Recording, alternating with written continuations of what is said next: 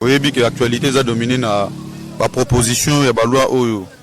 Ndeko Minaku na muninga na ya FCC ba otayi ko pesa awa wana bureau de l'Assemblée nationale. Biso peuple congolais, nous avons jugé que ba loi wana eza malamute. Par rapport à la Constitution, au tangi article tel que article 151, article 220 de la Constitution, na article mususu, article wana eza kolobaboye. Ça veut dire pouvoir judiciaire ezali indépendant. Justice ezali indépendante. Justice est qu'on dépendre na un individu. Mais ce qu'on a la proposition à la loi, oyo bandeko basali, au moment que bazoli ngaba caporaliser justice. Ba commissaire justice est dépendant na ministre de la justice. Ça veut dire que ceux qui jugent à Sambisi, un exemple typique, ndenge ba Sambisi ndeko Vital Kamerhe, donc ba continue ko condamner sans informer les juges. Donc le juge a comment na pouvoir, donc pouvoir exécutif et comment l'icolo a pouvoir judiciaire. Ceux qui n'ont pas justice est comme qu'on dépendre d'un ministre. Alors nous on a compris que bateau baza ko diriger les lots. Oh tous ko diriger na bango baza bateau ba outil 18 ans. Baza tam sous ko banga ba mabe o basala ou bien ni. Ba ni ko tika justice est indépendante. Pourquoi? Voilà pourquoi nous à ce niveau nous disons que nous devons lutter en tant que Congolais. Il faut lutter pour la constitution Mouta Simba Yangote. Voilà la raison.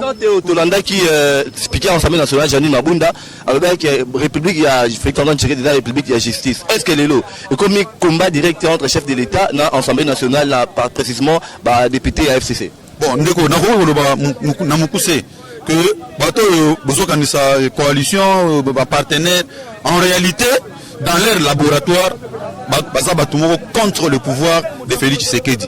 Tout ce qu'ils veulent faire pour le moment, c'est comment bloquer Félix Tshisekedi, comment déstabiliser Félix Tshisekedi et le parti IDPS, comment nous pouvons faire pour nous destituer. C'est exact. Donc,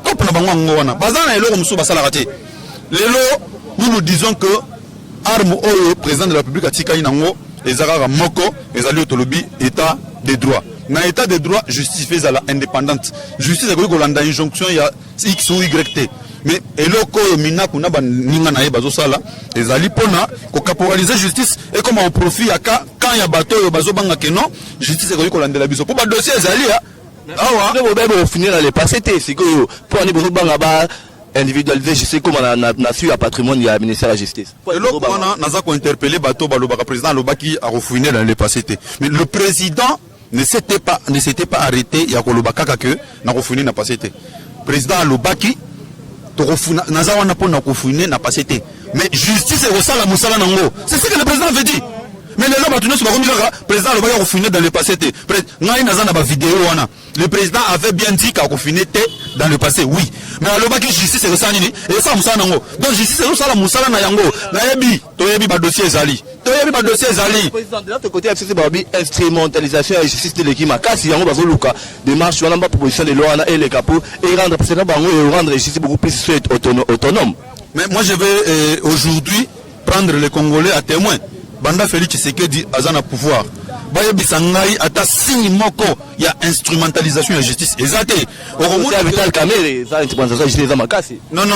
Aujourd'hui ceux qui battent le que procès à Vital Kamerhe ezali instrumentalisé. Moi je crois que eza mtema mabe. Oui. Parce que biso de peste lobaka na mama Vital Kamerhe to koloba ni ini a to kolobelo côté. Batu ba marcha awa.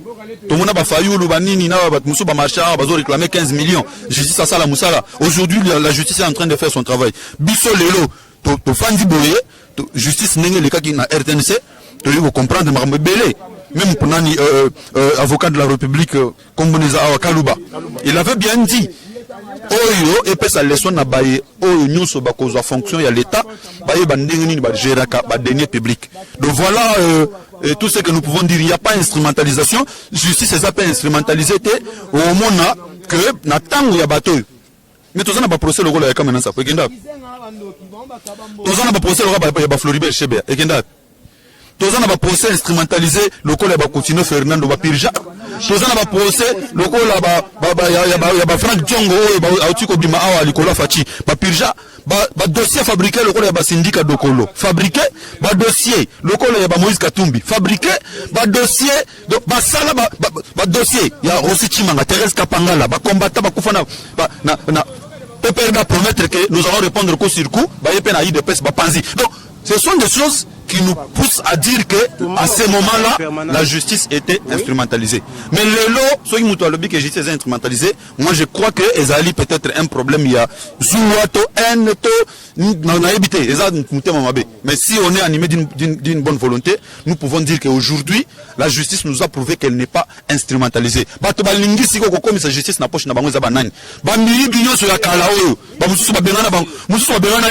certains juges révoqués. C'est minant ici. Le président Théotomoni a alors il y a une nomination de mandataire. Tomoni va kabiliste va zongi mboula. SLLO, coalition FCC Cash. Kassir, mariage ou continuité. Tu comprends ce niveau qui est dans le mariage. Nous allons répondre à Rolobaboy. Oebi, Bisso, et Batuto, c'est une opposition. Tous en un loco sans pouvoir, toute ma position. Pour tout comprendre. Le but, c'est une opposition. Tous en pouvoir. Ça veut dire que les cadres sont en position. Attends, sois calme. Les cadres sont au pouvoir. Ça veut dire que Fachi, Aza président de la République, aux ans ministre Laura Baïten Longondo, Ribas Mikindu, Baza ministre et IDPS. Ok? Au IDPS a proposé.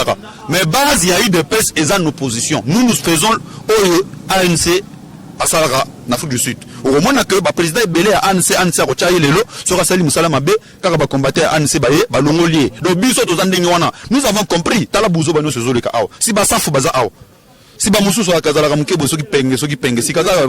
Tu vois, il y a des gens qui se disent de l'opposition, tu vas dire que c'est là que, va initier l'action, mais l'autre côté, l'action, tu initié, est-ce qu'il y a des personnes à d'ordre? Il dépend de ce mot d'ordre. Il réunion la réunion par le but que base congolais base la mot d'ordre au tocopé ça dans un bon bout de temps. Ce que vous avez journaliste et investigation, tant à communiquer madame. Oh les alliés action, oh les en mot d'ordre traité.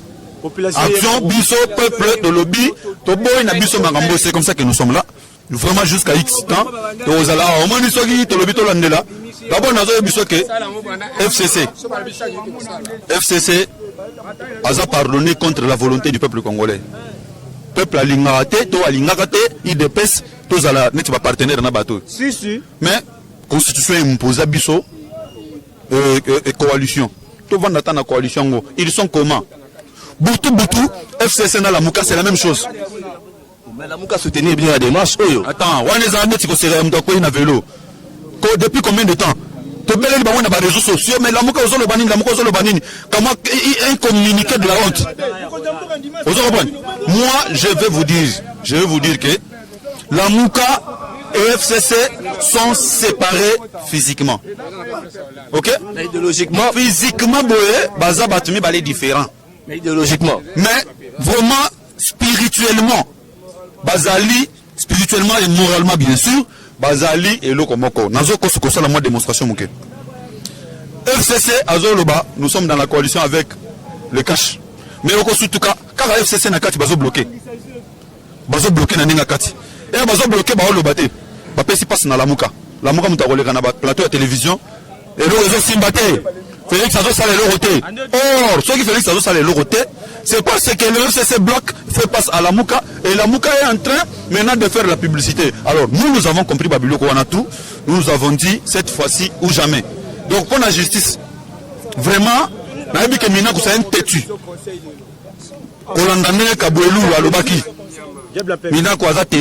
Il va continuer, mais à continuer, nous sommes là. Ministère, demain je n'irai pas. Ceux qui marchent chez lobby, je n'irai pas, je serai ici.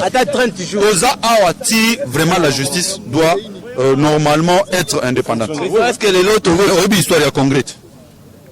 Obi histoire ya congrès, au bauti ko raté lobby awa. Masolo sali ke mamba o ya MLC, c'est pourquoi je vous dis que les MLC, la Mouka et FCC baza yelo romoko. Nous avons vu tout le monde une motion ya mutu ya opposition. Une pétition soutenue na bato to sana ba partenaire. Et après tout ça, aux gens na biso ke batuana na biso to zelo romoko. Non. Au moni congrès au bauti ko raté awa. C'était la tête de Fachi. Et la personne qui a vraisemblablement détourné cette affaire, les agents à Kaboun. N'a pas révélation à Salaka, na Top Congo. La révélation non fondée, ils ont la justificative. Est-ce qu'aujourd'hui, Mabunda, Tamboumamba peuvent nous dire, dans le Congrès, va dépasser à combien? Si il y a Kaboun des alliés non fondés. Voilà. Ce qui est biso. Parce que c'est un problème au Salaka d'actualité. Baye bisabiso. Et Kalamingite, audit et Zoya. Baye bisabiso pour nous désinfecter le rôle. N'a pas $200 000. $200 pour désinfecter. Parce qu'on va y produire. Président Théo Lelo, ils ont Sabino avec la manière où vont les choses. 2023, Fachi a salé l'eau dans le mandat parce que ça a impression mon pays ça un événement de membre week-end. Oui, mais le Robin a passé à Coco là. Donc ça veut dire que ne t'attends pas que le bâtiment a l'élo, au limo on a encore la bien ti à encore mon coloté. Pour moi on a Angouluma face à la fièvre pour au Tamboula. Fabela connaître, je pense que le peuple congolais est témoin et Zali Passi et Rokola. C'est une souffrance, ça va passer comme le Facha au salle de l'Oroté. Mais malgré le blocage au Bazosal, l'enseignement est gratuit. Malgré le blocage au Bazosal, la justice est indépendante.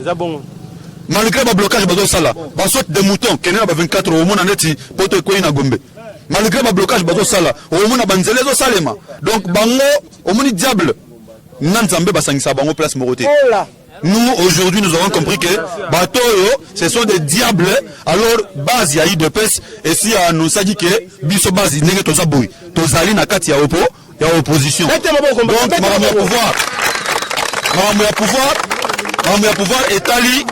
pouvoir étali, cadre. Ça veut dire que tous les cadres na biso baza ba ministre, to boy bangote, to soutenir bango, to soutenir bango tina suka. Mais biso base, nous avons compris que prophétie à Etienne Tshisekedi et Kokisami.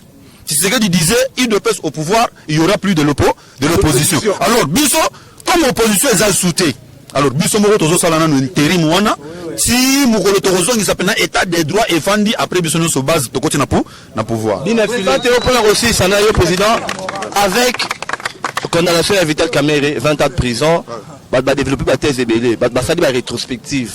Pour nous le baquet, d'accord, il y a Genève. Batunia se basigna qui a mettre fin à la carrière politique na bango. Déjà il Kamere tout monde fait la carrière politique na côté la avec des pays souvent qui s'abîme avec Fachi au pouvoir que 2023 les choses tournent mal. Qui fait en carrière ne peut commander à moi l'amour à Kamere commis. D'abord na oloba que na ozo marambo na deux angles. Angle moko ezali d'abord justice et sali musala nango.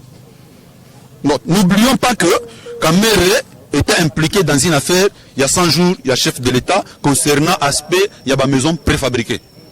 L'argent est sorti, il y a 57 millions. Jusqu'ici, la preuve, il y a 8 millions de dépensés qui pour Bandako. Il y a 48 millions, combien on a? Et Zali, si va justifier en côté. Ça va relier, fait. Kamere impose, na ministre, ça la dépense. Bon, balandi, logique, il y a un marché public. L'ombre de Kamere dans cette affaire, il y a tort d'araignée. Ça, c'est un aspect. L'autre aspect, c'est quoi? Aspect politique. Kamere reste notre allié. Lui, 2023, quand le candidat président de la République contre sa coalition. Nous sommes dans un climat politique qui va tel que 2023 ils allaient loter. 2023 c'est dans 2 ou 3 ans. Vous savez que en 2011 tu gagné Kabila. Dans l'élection 2011, il y a eu victoire pendant que tu allais à Bissomoko IDPS. Bon, voilà, je pense que nous n'avons peur de rien. Nous avons notre base. IDPS, je parle ici en tant que UDPS, malgré marche on a eu les lots, action on a eu les lots, et ça n'a compte UDPS. Pas confondre. On a compte il y a des Congolais. Mais en tant que UDPS, nous avons aspect il y a politique. Il s'est basé à l'Inabiso. Au moins, il y a un mandataire, Facha Tindeli Bango, Banani, je reviens à la question que tu avais posée avec Bato Bazongi, Bato Akalao Bazongi. Je voulais te répondre comme ça, mon frère, mandataire. Si tu as bien banda, ministère, au moment que il dépêche à la chaîne de dépenses, tu as bon côté à la chaîne de dépenses. Tu as dit que bateau, la bonne façon, il y a récupérer bango, pesa bango finance, pesa bango budget, pesa bango boy, pesa bango boy. Comme ce sont des voleurs. Baroyi bato kangi bango. Et au moment opportun, il récupère pesa au sanini, à récupérer ma sorona.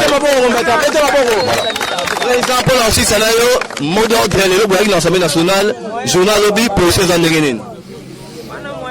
Je pense que tous déjà vers les après-midi, 14h, 15h Kalaté, biso toza ao o to sali deuxième mi-temps to kota troisième mi-temps vers 17h ti 21h 22h total la mouvement ce qui est simbité to lali ce qui est simbi to ke parler lobi na tongo to pesi modor to ye lisusu to sengaki ti to yeboye to sengine minaku wana na azamana mukele na mwana minaku na Bicalyptus en tant que combattant minaku na Bicalyptus kuna na quartier 1 ça là qui combattant mais lelo na ba Shadari président fédéral ya IDPS na Maniema ozo pan bato wana nyoso ti lelo bazwaka courage ya moni nzamba punisa bango bamusu babota bana bizengi bamususu babota kate bamususu do babalani oh sénatrice oh ministre mais sur na ngombe go farate ezate donc pour dire que moi je peux te dire que bande ko wana to sengai bango pour qu'on arrête ces mouvements il faut minaku asala nini à retirer buzo banaye comme il y a le but que azo continuer ayeba que nzela biso tozaka na nzela et puis tozana kati ya réalisation ya opération to binini ça va se réaliser opération to binini je m'explique opération to binini ça veut dire quoi minako place afandaka ba congolais oyo bazonyokama eri abimaka na ba mituka azozonga azolia bato bamonaka ye nenga kotaka bango balala nzala ndenga place mabunda fandaka il y a des congolais qui souffrent pendant que elle est en train de s'enrichir là au palais du peuple kokanisa teke bato wana bazana esengo po bayaka kokotole bango ke pesanga $100 pesanga $50 non awa ezoyinda mpona opération toyebi ndako oyo omonanga na ndako ya mutu te mais eza opération tolancer soki tokozwela yo awa te na ndako na yo il faut retirer motion tokoya na ndako mpona kopanza te tokoya na ndako mpona kotumba te mais tokoya na ndako mpona kovisiter élu po biso toza baélecteur yo oza député élu bongo te est-ce que électeur soki ko visiter élu eza mabe non le problème elobata jamal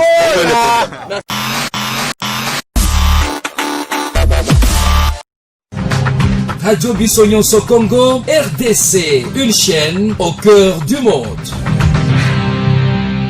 Vous êtes sur la radio Bissonyonso Congo RDC.